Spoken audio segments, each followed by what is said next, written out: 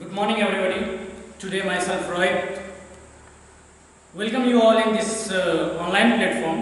I, on the behalf of Ramapati Tiwari Inter College, going to make the video of introduction, English introduction.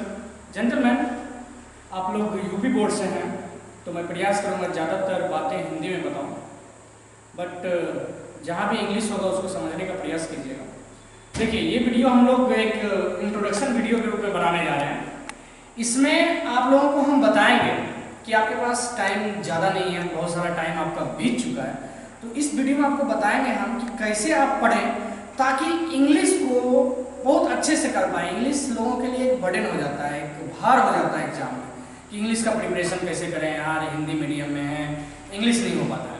लेकिन आज जो हम बताने जा रहे हैं उसको गौर से सुनिए और जो ही बता रहे हैं उस स्टेप को फॉलो कीजिएगा और आई डैम श्योर कि उसके बाद आप इंग्लिश के एग्जाम के लिए कोई टेंशन नहीं लेंगे। एक दिन पहले आप बुक देख लेंगे तो अगले दिन आप एग्जाम के लिए तैयार हैं। ठीक है, तो अभी फोकस कीजिएगा, ध्यान रखिएगा, ओके। और हर वीडियो के लिए please stay tune, okay. Bell icon दबाइए, हर वीडियो आपको मिलेगा। आपके इंग्लिश का, बुक का हो, ग्रामर का हो, हर पोर्शन आपके पास जाएगा इसी रामापति तिवारी एजुकेशनल हब के साइट पे। ठीक है, तो वीडियो देखते रहिए। चलिए हम लोग डिस्कस करते हैं। देखिए बच्चों, आपके इंग्लिश में बोर्ड में, यूपी बोर्ड में इंग्लिश में 50 मार्क्स का ग्रामर है और 50 मार्क्स का आपका बुक्स है। ऐसे हम सीबीएसई बोर्ड से पढ़े हैं।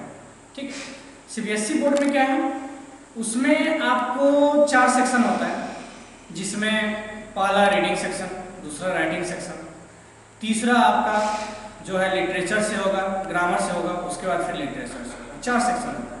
लेकिन आप में क्या है, बस 2 ही सेक्शन है। आपका क्वेश्चन पेपर यहाँ पे है, इसमें देखिए बस 2 ही सेक्शन है। This paper is divided into section A and section B, both section are compulsory.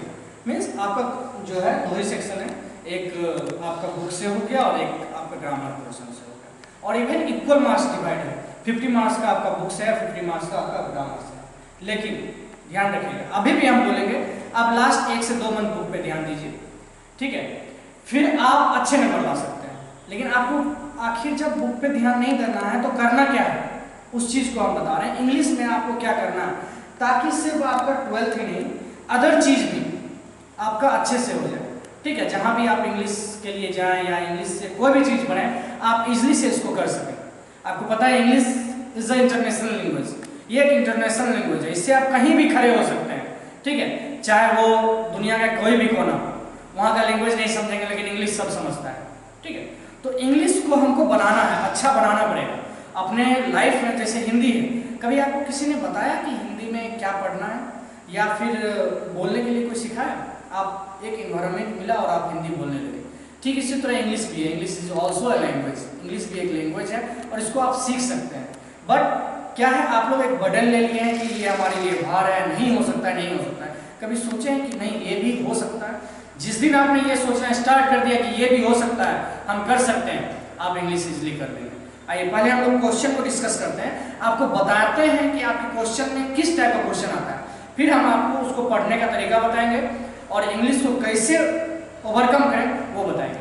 देखिए, आपके क्वेश्चन में आपको बताया कि सेक्शन 2 सेक्शन है, एक आपका बुक से है और दूसरा आपका ग्रामर से है। और इसमें एक दिया हुआ है क्वेश्चन 11 है 3 पार्ट्स। अब देखिए सीबीएसई में क्या होता है, कोई भी क्वेश्चन में 2 पार्ट्स होता है कि मतलब ये कीजिए या फिर ये कीजिए। लेकिन आपके क्वेश्चन 11 में 3 पार्ट दिया हुआ है, या तो पार्ट 1 कीजिए या पार्ट 2 कीजिए या पार्ट 3 कीजिए। सोचिए, आपका क्वेश्चन नंबर 11 इतना इजी हो गया आपके लिए। ठीक है, यूपी बोर्ड में तो इंग्लिश का तो बर्डन इसी तरह हट जाएगा आपको। बस आप लोग इसको ये बना के रखें कि भारी है। ठीक है, देखते जाइए। All other question are compulsory. बस ये 3 पार्ट से, इसमें एक ही 1 part of question number 11, attempt only 1 part, सिर्फ एक ही पार्ट करना है, अदर सारा क्वेश्चन आपके लिए कंपल्सरी है। अब देखिए सेक्शन ए में इसमें क्या दिया हुआ है, explain with the reference to the context any one of the following passage. आपको 2 पैसेज दिया हुआ है। देखिए पैसेज में भी 2 दिया हुआ है। सीबीएसई में क्या होता है, 2 पैसेज होता है लेकिन दोनों कंपल्सरी होता है, दोनों करना होता है। यहाँ आपको 2 पैसेज दिया हुआ है जो आपके बुक का।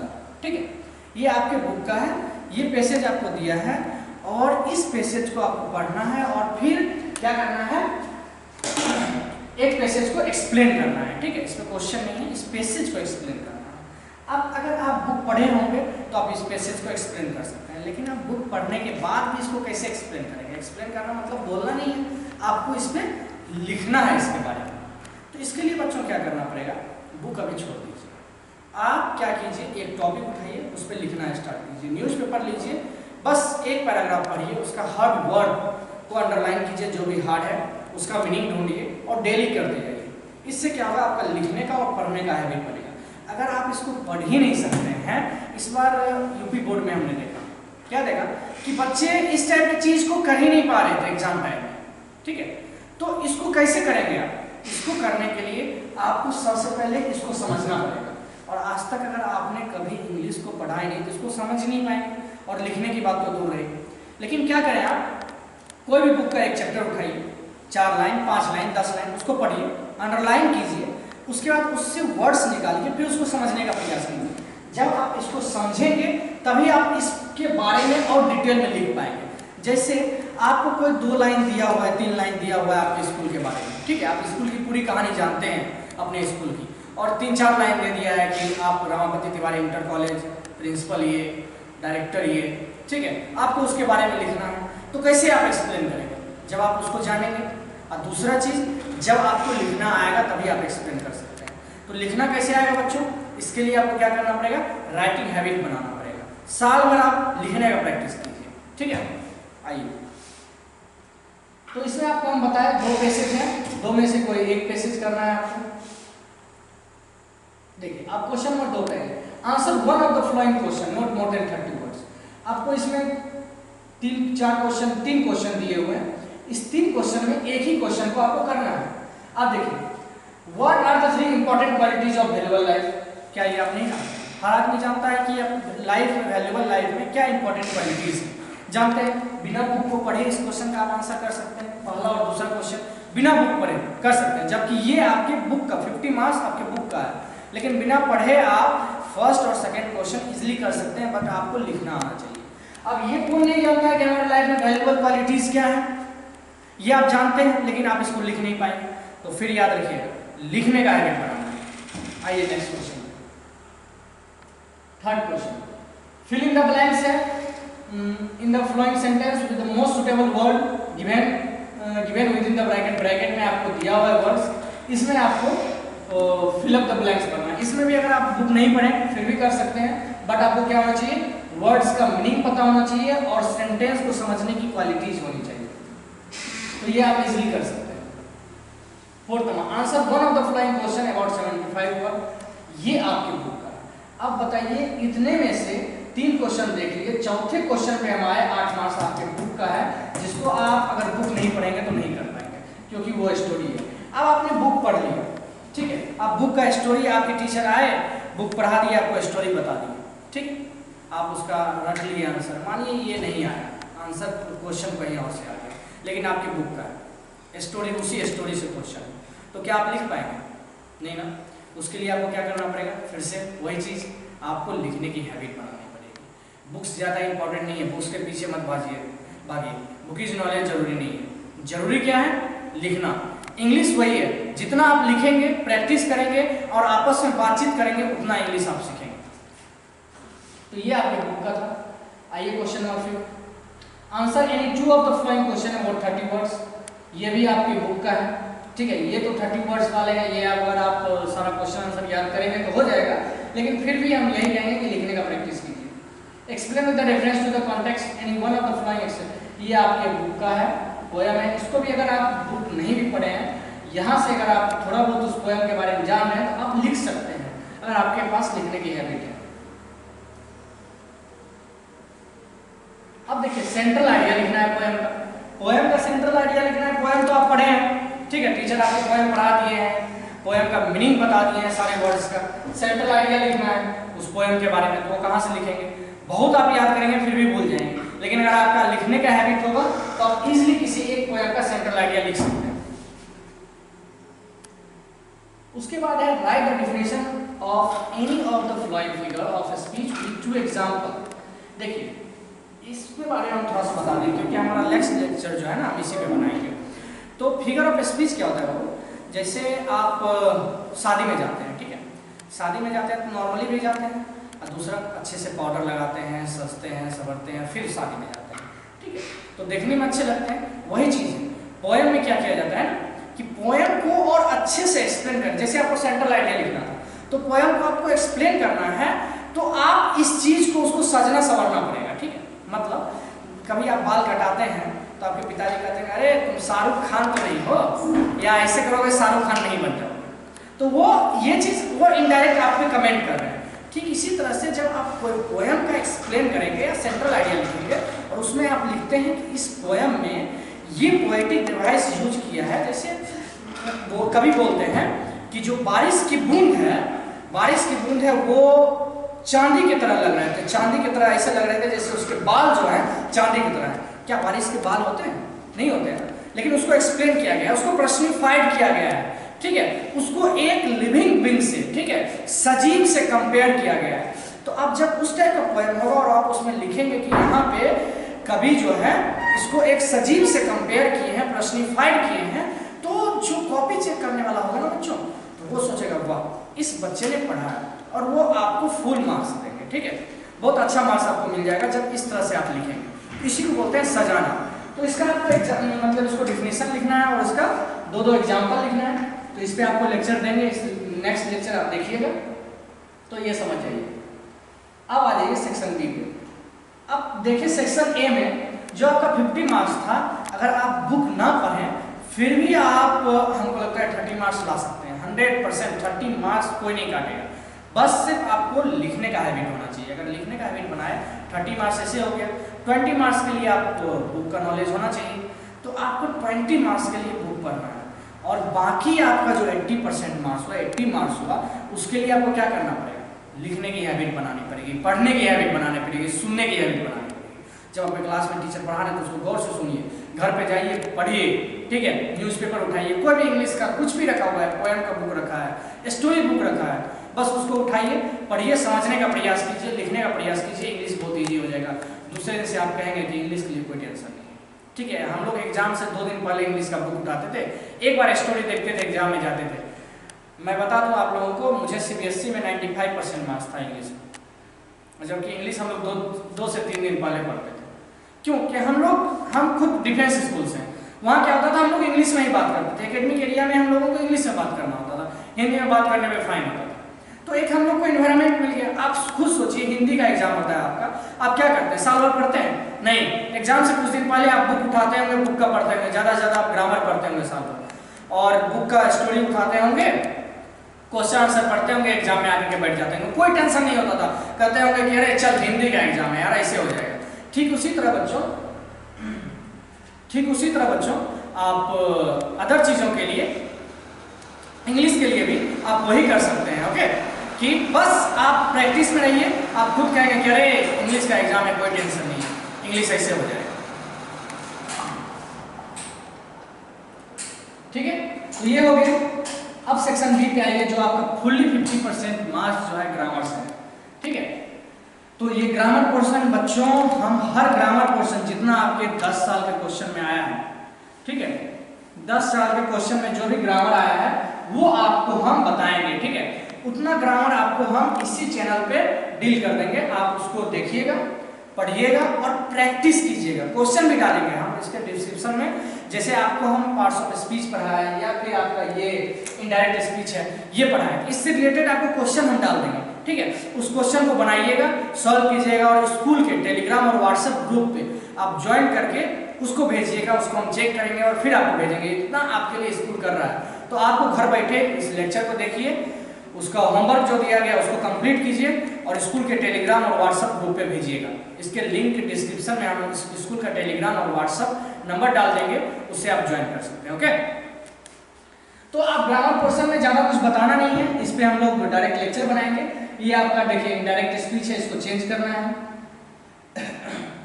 ये सेंटेंस को कंबाइन करना है सिंपल सेंटेंस में, कॉम्प्लेक्स सेंटेंस में, इसका आपको लेक्चर देंगे हम। उसके बाद transform any one of the following sentence as directed within the bracket, जैसे ब्रैकेट में दिया हुआ है इसको पैसिव वॉइस में चेंज करना है, कंपेरेटिव डिग्री में बदलना है, ठीक है।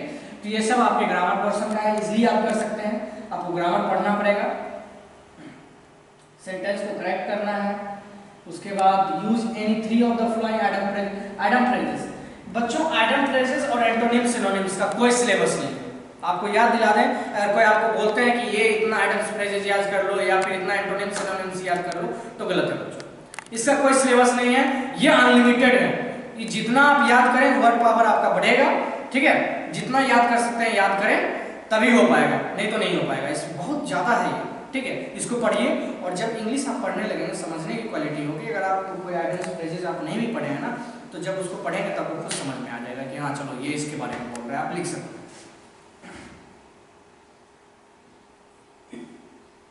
वही सिर्फ एंटोनिम सिनोनिम्स आपको बताया, उसके लिए आपको याद करना पड़ेगा। एंटोनिम सिनोनिम्स के लिए लुसेंट का एक बुक आता है, एंटोनिम सिनोनिम्स का, ठीक है। लुसेंट का सिर्फ एंटोनिम सिनोनिम्स का बुक आता है, उसको ले लीजिए। अगर पढ़ सकते हैं तो पढ़िए, उसमें बहुत सारा दिया हुआ है, आप कर सकते हैं।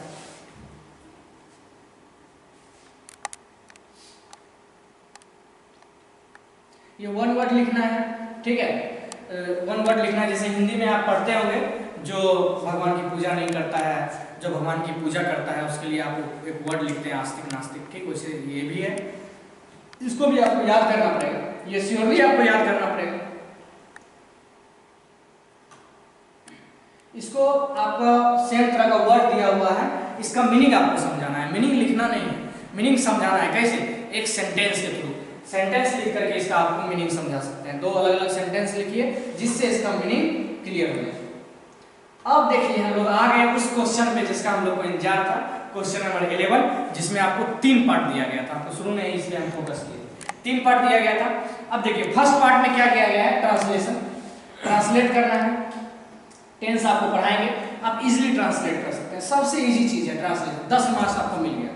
अगर आप ट्रांसलेशन नहीं आता है तो सेकेंड पार्ट में क्या है, give the substance of the flowing poem in your own word. अब देखिए फिर आपको क्या करना है, इस पोएम का अपने वर्ड में लिखना है। इस पोएम के बारे में अगर अपने वर्ड में लिखेंगे बहुत सारी गलतियां होंगी, नंबर कटेंगे। फिक्स है कि कभी आपको ये 4 मार्क्स का है, कभी 4 मार्क्स मिलेगा नहीं, ठीक है। उसके बाद right A summary of the flowing passage about 60 word, 2 part में दे दिया है। बी पार्ट बी जो है 2 पार्ट में दिया हुआ है, एक 6 मार्क्स का, एक 4 मार्क्स का। ये आपके लिए हार्ड होगा। इजी क्या होगा, ट्रांसलेशन बनाना। ट्रांसलेशन बनाना इजी कब होगा, जब आप टेंस पूरा पढ़ेंगे और इंग्लिश से आप लगे रहेंगे, ठीक है। अब इसके देखिए थर्ड पार्ट में क्या दिया है, राइट शॉर्ट ऐसे, ऐसे लिखना है, ठीक है। ऐसे भी लिखने में आप बहुत अच्छा याद किए हैं तो लिख सकते हैं, नहीं तो उसमें भी आप मिस्टेक कर सकते हैं, लेकिन ऐसे ही तक नहीं खत्म है। इसको भी 2 पार्ट में बांट दिया गया है, ठीक है। एक 6 मार्क्स का, एक 4 मार्क्स का, ठीक है। तो आपके लिए इजी क्या था, पूरा 10 मार्क्स आप ट्रांसलेशन में गेन कर सकते हैं, फुल 10 मार्क्स, ठीक। ऐसे लिखना है। उसके बाद आपको आपके बुक का चैप्टर दिया हुआ है, ठीक है, और उसके ऑथर से आपको मैच करना है, जिसके लिए आपको पूरा बुक का ऑथर याद करना पड़ेगा। अब देखिए 12 नंबर क्वेश्चन में ऐसे लिखना ही है, तो अब क्यों हम 11 नंबर क्वेश्चन में ऐसे लिख के अपना टाइम बर्बाद करें, क्यों ना 11th में सबसे इजी है ट्रांसलेशन करना, 2 मिनट आपको लगेगा, सारा ट्रांसलेशन हो जाएगा, 10 ट्रांसलेशन है। 12th में आपको 12th नंबर क्वेश्चन में आपको ऐसे लिखना ही है हर हाल में, तो हम 11th में भी ऐसे लिखें, 12th में भी ऐसे लिखें, हमारा नंबर बहुत ज़्यादा कट जाएगा। इसलिए नंबर लाना है तो हम सिर्फ एक 12 में लिखें, 11th में ट्रांसलेशन कर लें। अब 13 नंबर क्वेश्चन कहीं कुछ बुक का नहीं है, अगर आप इंग्लिश का सही प्रैक्टिस करेंगे तभी भी बना पाएंगे, क्योंकि ये क्या है, ये पैसेज है और हम आपको एक क्लास देंगे पैसेज पे। पैसेज में क्या होता है बच्चों, पैसेज जब भी आप पढ़ें तो स्टार्ट करें, बहुत शांत होकर के पैसेज पढ़िए, ठीक है। और जब पैसेज पढ़िए तो एक पेन या पेंसिल रखिए, एग्जाम में आपको बोलेंगे पेन यूज नहीं करने क्वेश्चन पेपर पे, आप पेंसिल रखिए। पेंसिल रख करके जब पैसेज पढ़िए तो उसको अंडरलाइन कीजिए, जो आपको इंपॉर्टेंट लाइन लग रहा है या इंपॉर्टेंट वर्ड लग रहा है उसको अंडरलाइन कर दीजिए। उससे क्या होगा कि जब आप पैसेज का क्वेश्चन बनाएंगे तो आपको दोबारा पैसेज नहीं पढ़ना पड़ेगा, उसी समय जब क्वेश्चन बनाएंगे तो आपको याद आ जाएगा, अच्छा ये चीज यहाँ से पूछा गया है, आप कर सकते हैं। ओके, पैसेज पे हम एक अलग से लेक्चर देंगे, लेक्चर बनाएंगे कैसे पैसेज और पोएम दिया हुआ है, तो उससे रिलेटेड क्वेश्चन कैसे सॉल्व करना है उस पर हम लेक्चर बनाएंगे, डोंट वरी, ठीक है। लेकिन याद रखिएगा जब भी पैसेज पढ़ें तो उसको पेंसिल लेकर के अंडरलाइन करते हुए, अभी आपको हमने बताया बुक्स पढ़िए, स्टोरी बुक पढ़िए, न्यूज़पेपर पढ़िए, उसके लिए भी आप वही कीजिए, समझ लीजिए कि आपके एग्जाम का एक पैसेज है वो चीज़, ठीक है। तो जब उसको पढ़ने बैठिए तो एक पेन या पेंसिल लीजिए और पढ़िए, धीरे से पढ़िए और अंडरलाइन कीजिए, समझते हुए पढ़िए, ठीक है। और जो इंपॉर्टेंट लाइन है उसको अंडरलाइन कीजिए, इंपॉर्टेंट वर्ड को अंडरलाइन कीजिए, फिर उससे रिलेटेड जो भी क्वेश्चन होगा ना, आप बुक का कोई बुक उठा लीजिए, अब बुक का कोई स्टोरी पढ़िए, अंडरलाइन कीजिए, ठीक है। और उसका क्वेश्चन जब देखेंगे तो आपको लगेगा कि अरे ये क्वेश्चन यहाँ से पूछा गया, यहाँ आंसर है, तो आपको वही पूरा लाइन नहीं लिख देना है आंसर में, आपको क्या करना है उसको अपने वर्ड्स में थोड़ा सा उसको बना करके, आपको बताया ना वही सज धज के, ठीक उसी तरह से उसको बना के सजा के फिर आपको आंसर लिखना है, ओके, अपने वर्ड अपने लाइन।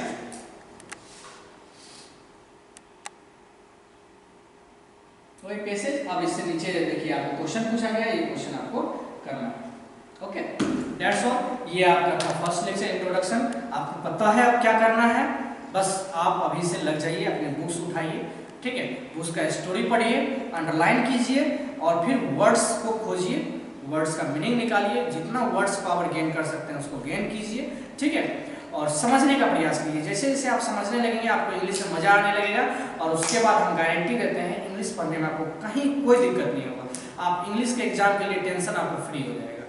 ये आपके सिर्फ 12th के लिए नहीं है, 10th वाले बच्चों को भी हम बोल रहे हैं, हर क्लास के बच्चों को बोलते हैं कि अगर आपको इंग्लिश बर्डन लग रहा है तो आप वही कीजिए, क्या कीजिए, कोई भी बुक उठाइए, स्टोरी पढ़िए, अंडरलाइन कीजिए, क्वेश्चन आंसर कीजिए और प्रयास कीजिए, कोई एक टॉपिक लीजिए, मिरर के सामने खड़े हो जाइए और अपने आप बोलिए उस टॉपिक के बारे में, उससे आपका जो है लिप्स होठ आपके जहाँ फंस रहे हैं ना वो चीज़ ठीक हो जाएगी और आप सही से बोल पाएंगे, ओके। थैंक यू, अगले वीडियो में हम लोग मिलते हैं आपका पोएटिक डिवाइस के साथ। Thank you very much.